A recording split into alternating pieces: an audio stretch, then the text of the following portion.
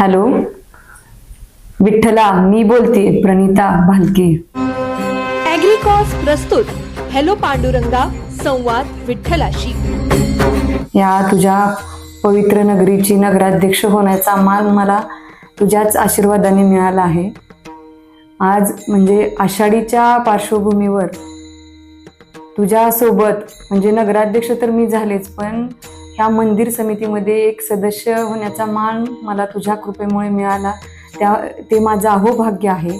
खऱ्या अर्थानं आषाढी चालू होते आहे आणि त्या निमित्तानं येणाऱ्या प्रत्येक वारकऱ्यांसाठी, भाविकांसाठी तू विटेवर गेली 28 वर्ष उभा तर आहेच, 28 युग उभा तर आहेच, पण कालपासून देवाचा पलंग काढला, म्हणजे तुझा पलंग काढला आणि तू येणाऱ्या प्रत्येक भाविकांच्या सेवेसाठी, त्यांना दर्शन देण्यासाठी 24 तास उभा राहणार आहे.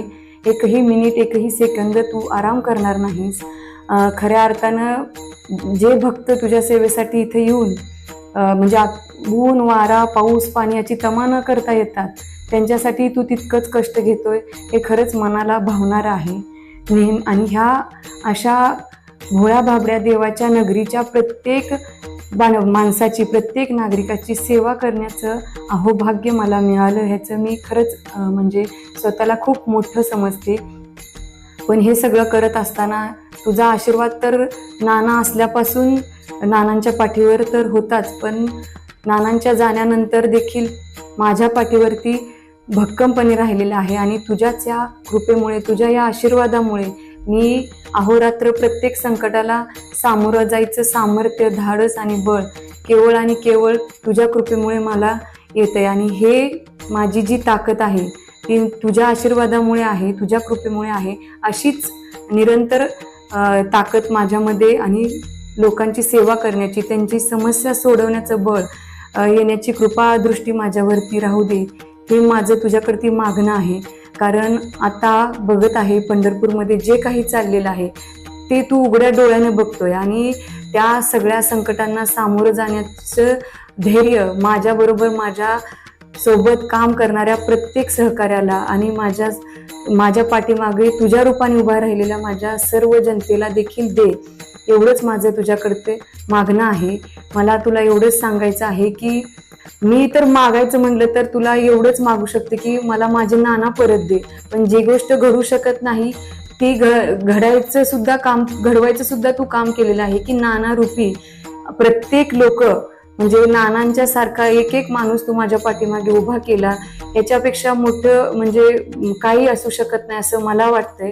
आणि मला तुला एवढंच सांगायचं आहे की इथून पुढच्या काळात देखील या भागाची सेवा करण्याची, तुझ्या भूमीची सेवा करण्याचं जे भाग्य मला लाभलेलं आहे ते अखंड निरंतर असंच राहो आणि तुझी कृपादृष्टी सदैव माझ्याबरोबर, माझ्या संपूर्ण तालुक्यावरती राहो, ही मी तुझ्या चरणी प्रार्थना करते.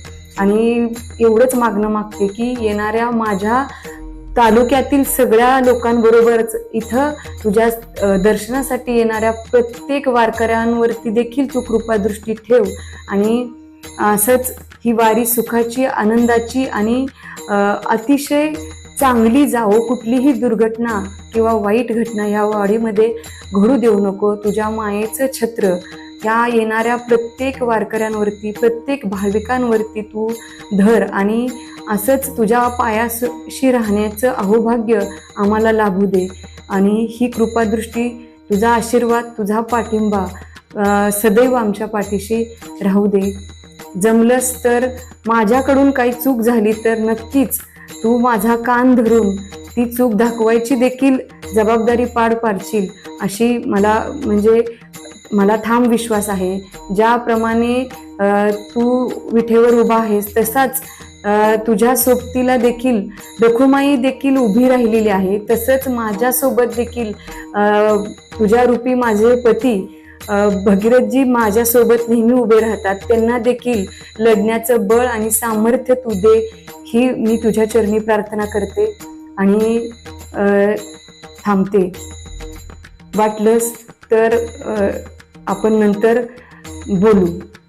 मी नेहमी सदैव तुझ्या सेवेसाठी मंदिरात तुझ्या पायापाशीच आहे आणि तुझ्या पायापाशीच राहण्याचं भाग्य कायम मला मिळो एवढीच आशा व्यक्त करते.